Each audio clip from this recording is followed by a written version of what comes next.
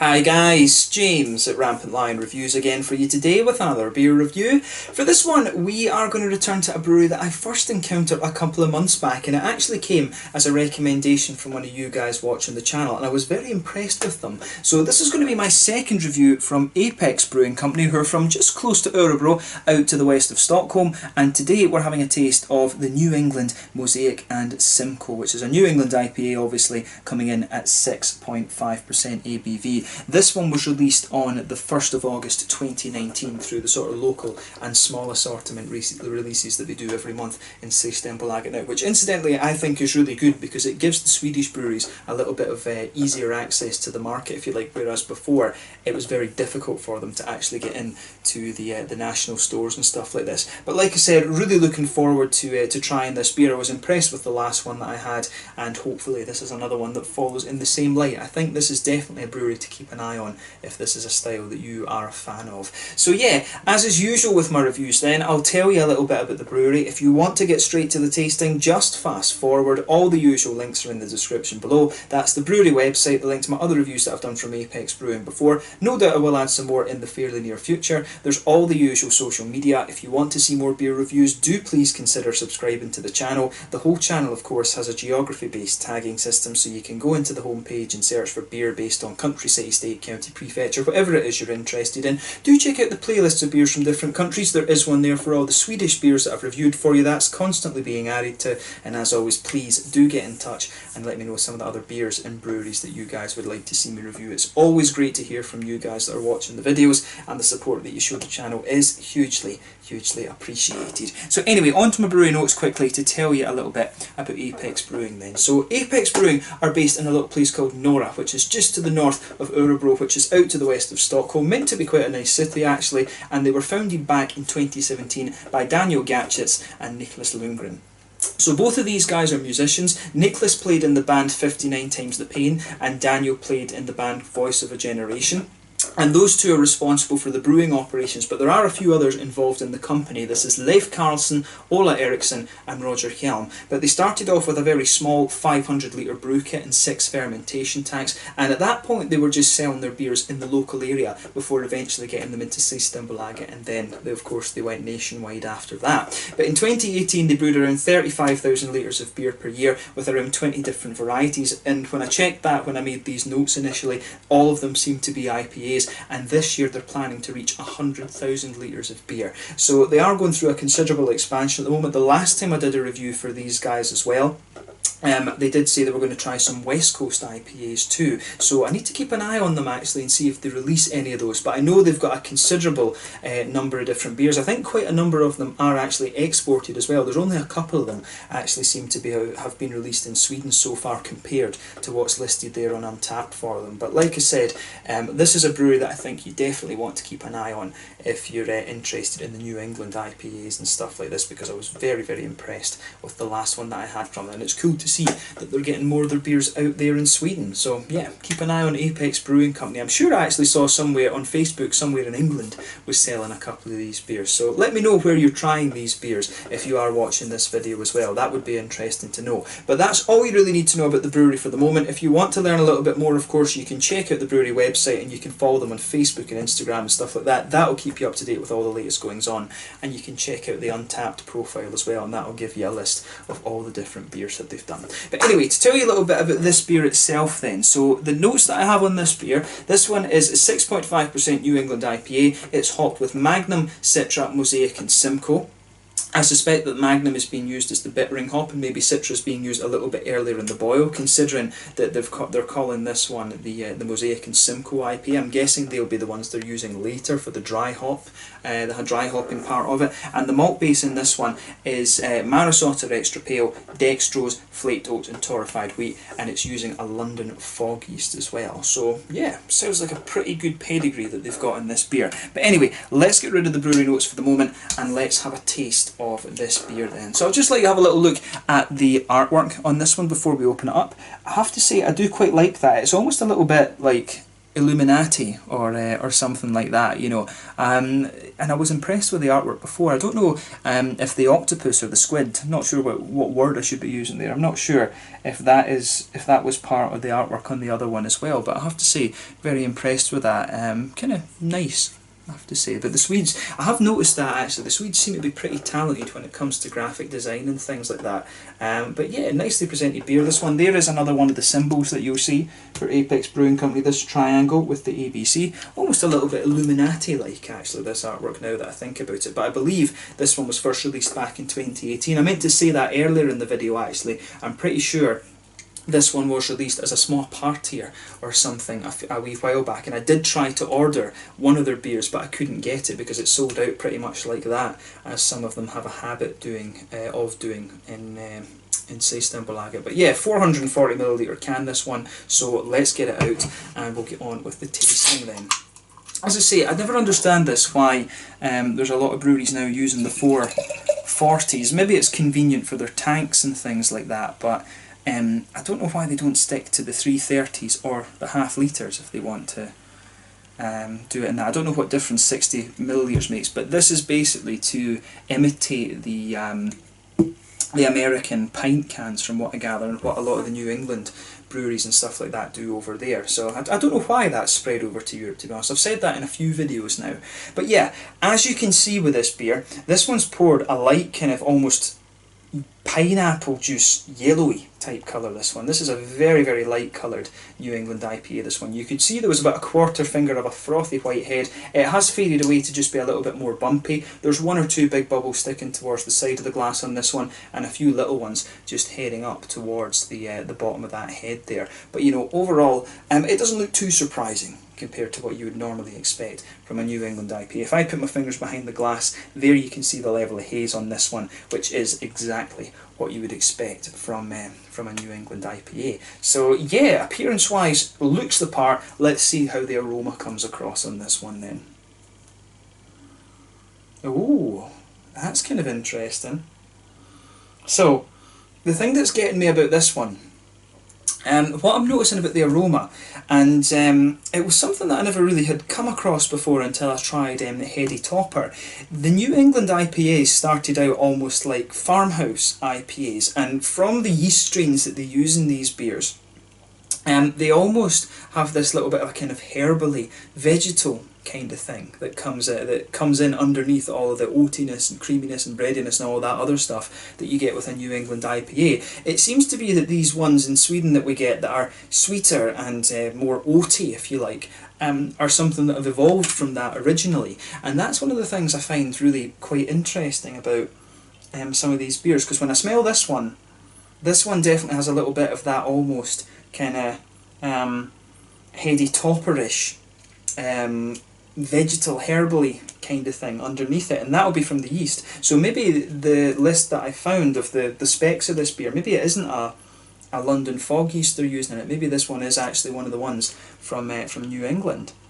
So yeah, and a lot of these American breweries do have house yeast strains as well, and it's quite easy actually to make your own. You just put it in a little petri dish, give it food and let it spread, you know. Basic biology that I remember doing that in my labs at university. But yeah, it really does. The yeasty side of this beer and the malt base definitely has a little bit of that herbal kind of vegetal thing in there. But other than that, there's a little bit of an oaty creaminess in there. You can smell a little bit of that white bready, wheaty kind of thing. There is a little bit of an almost astringent quality coming out of this beer from the wheaty side of it as well. I want to say there's a little bit of a biscuity note to this one as well, which is nice. Yeah, I do want to say there's a little bit of a biscuity note to this beer as well, which is good. Yeah, I like the way that the malt base comes across is quite nice, but this beer overall, to me, the aroma isn't one that really kind of jumps out of the glass at you. The aroma in this one, generally, I think, is actually quite reserved, which I wasn't expecting, because I remember the last time the aroma was just a little bit more kind of pungent than that, and it's always interesting when you get IPAs to that are a bit like this, you know.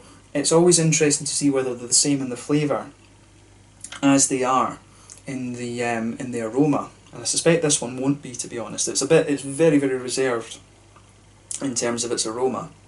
But yeah, on the hoppy side of things then, when I sugar this up a little bit, on the green side of the hops, you get a nice little bit of a grassy quality in there. There is a little touch of a floral note too, and you can definitely pick up the Magnum in this. I've always found I've got a good nose for bittering hops. Like, I can always tell if there's German hops and things like that in beers, but the Magnum is kind of the Magnum is almost the American equivalent of like the Hallertau, the Tettnanger, the Sats, the Styrian Goldings, but it has a little bit more alpha acid to it, like the Hercules or the Pearl or something like that. So Magnum is quite distinctive. The grassiness in this beer that you have is quite distinctive. For me, the fruity side of the beer is a little bit kind of unusual. You can pick up a little bit of that more milky passion fruit that you'd get from Simcoe. If you used something like Galaxy, of course, it would be a little bit more pungent, I think. So Simcoe's good. You can definitely pick up a little bit of that more kind of almost milky, milkshakey kind of passion fruit out of this one. There's a little bit of a tangerine orange there, and you can smell that it's sort of interacting with the yeasty side of the beer. And I think there's a little bit more tropical fruit to it than that, which will be coming from the Citra that's in here, I think, if the Citra is indeed still in there, but there is definitely a little bit more of a kind of tropical fruit complexity to this one. But definitely for me, it's the more milkshakey passion fruit that's jumping out of this one, and the and a little bit of that sort of tangerine orange, which is what you'd expect from the Mosaic. But the grassiness in this one from the Magnum is quite distinctive in my mind. So an interesting aroma, this one, not as pungent as I remember the original one being. But yeah, I'm curious to see how this one turns out, so let's have a taste of it and see how we get on. So this one is the New England Mosaic and Simcoe from ABC, Apex Brewing Company in Nora near Örebro in Sweden. Let's get stuck into this one. Slange, skål.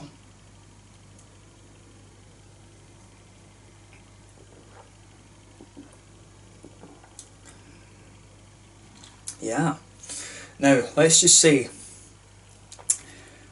this beer kind of is exactly as I was saying a minute ago. The aroma's not very pronounced, but I tell you something, the flavour does have a good bit of kick to it. So thumbs up to Apex Brewing Company for this one. That's another really solid beer actually. And it's interesting too, I remember the last New England IPA that I had from them being a little bit more like kind of creamy and smooth, you know, one of these slightly sweeter New England IPAs. This one definitely is more like one of these New England farmhouse IPAs.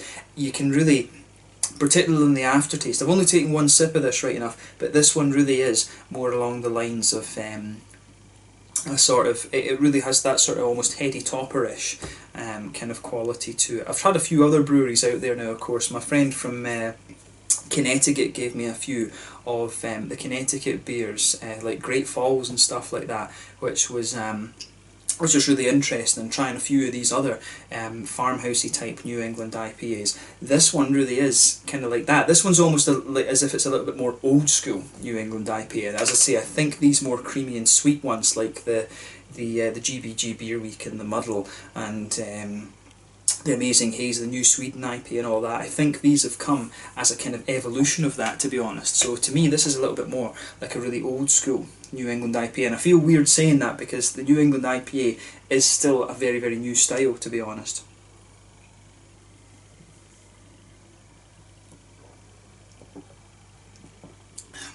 But yeah, that's pretty good. This gets a thumbs up from me.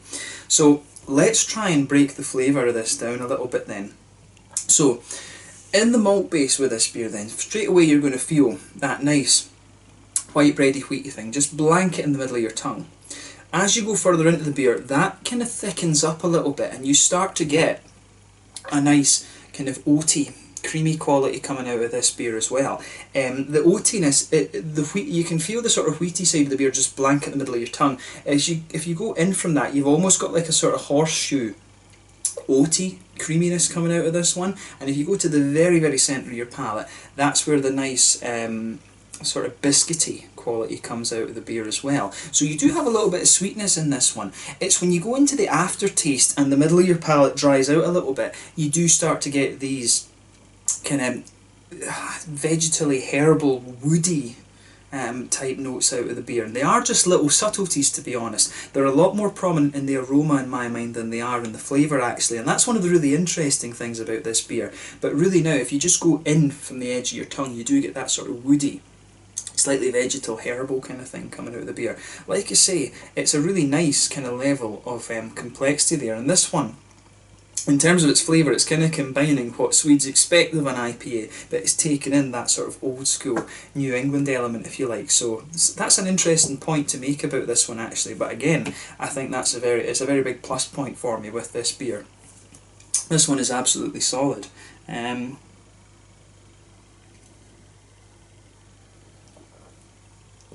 yeah, I really do quite like how this one comes together. I'll need to have a look at their other ones, because I think they've obviously, I would suspect what's going on with this brewery is that they've got a very solid base that they're building on, and they're just playing about with different hop combinations and maybe a couple of different yeasts and maybe a little bit with the malts and things like that. You know, they will just be tinkering with stuff because they've got a very solid base with this beer. And it'd be cool to see how they would do with, you know, some New Zealand hops, or you know, some of the Slovenian ones like the Styrian Dragon or the Styrian Wolf and things like that. It'd be cool to see them play around with that a little bit and see how they get on, because they have got a really solid base with this. So if this brewery expands a little bit, it would be cool to see them do, you know, a single hop series or something like that. That's a very good opportunity, I think, that this brewery have when they're specialising mainly in one style. Likewise, as I said earlier, if they can do a New England IPA this well, it'd be cool to see them have a go at a West Coast IPA if they can find as strong as, you know, as solid a base for that style as they have with this one. So yeah, interesting times ahead for this brewery, I think. Where do they go next? On the hoppy side of things with this beer then, back corners of the palate, you've got a little bit of earthiness there. As you come further forward, this one definitely gets a little bit more kind of floral and grassy. There's almost a little touch of a spicy note to it, and that'll be from the Magnum, but you will also have the other hops contributing to that a little bit. All of the three main hops in this, the Simcoe, the Mosaic, and the Citra, if there is Citra in there of course, all of these are above like 11% alpha acid. I think the Mosaic actually might be like 14% alpha acid, if I'm remembering correctly. Yeah, and that is nice actually. I really like how the sort of base hop of this beer comes out, if you like. But round the very front curve of the palate, this beer is just lighter and grassy. Then behind the front curve of the tongue, that's where that oily, fruity character starts to come out of the beer. So for me, the thing that comes out at the back of that oily bubble is the there's a little teeny bit of a darker passion fruity note to this one, but then as you come further forward from that, that's when you get the more milky passion fruity notes that you would expect of the Simcoe. I suspect I suspect there is a little bit of Citra in here, just because you can feel it kind of interacting there. And going by the way it's coming out, I think it might have been added earlier on in the boil and be using as a little bit as a bittering hop, a little bit as a flavouring hop. But as you come further forward from that, you start to get the kind of tangerine, orangey notes from the Mosaic, and then almost on the very tip of the tongue, there's a little bit of that blueberry complexity that you can sometimes get out of Mosaic. So for me, there's a very little touch of blueberry on the tip of your tongue here. But overall, in terms of flavour, this beer really is very solid. It's not the most complex New England IPA that you're going to come across, although it does have a little bit more complexity than most with that sort of farmhousey quality that it has. Maybe the other thing I'm just thinking about they could have used in this one would be a touch of quake yeast from Norway. I mean, we are very, very close to Norway here in Sweden. That could be the other thing they've used in this one. But then if they're saying it's a New England beer, I don't understand. I don't think they would use a bit of quake yeast in there. But these old school New England beers that I'm talking about, if you think probably a more relevant sort of descriptor for these beers would be akin to a quake IPA, because those seem to be gaining in popularity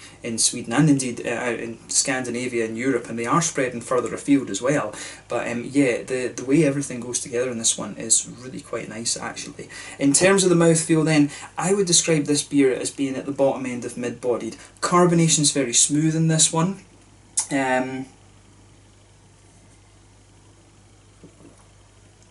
Yeah, carbonation smooth in this one. It does It's quite a wet mouth feel to this one overall. It does smooth out a little bit later into the flavour, but to me this is quite a wet New England IPA. It's definitely not the thickest one that you're going to come across. In terms of hoppy bitterness in this one has a little bit more than you might normally expect. I suspect this one might be around sort of 50, I don't know if 50 IBUs is too high. This one might be sitting around the kind of 40 IBU mark. It's a little bit more than you might normally find from this style, but that suits it actually. And the fruitiness does have a good little bit of pungency to it in my mind. Some of these, the Simcoe isn't, I think the yeast is kind of aiding it a little bit in this one. The yeast is sort of giving the passion fruit just that little bit more pungency, and you can also get this little bit of an almost astringent quality to the wheaty side of the beer as well. And the malt base, like I say, very, very smooth in this one, but it also kind of dries out a little bit and gives you some of these more yeasty qualities as well. But overall, another very, very solid beer from Apex Brewing, and it's cool to see them add another dimension to their brewing as well actually, so thumbs up to them for that.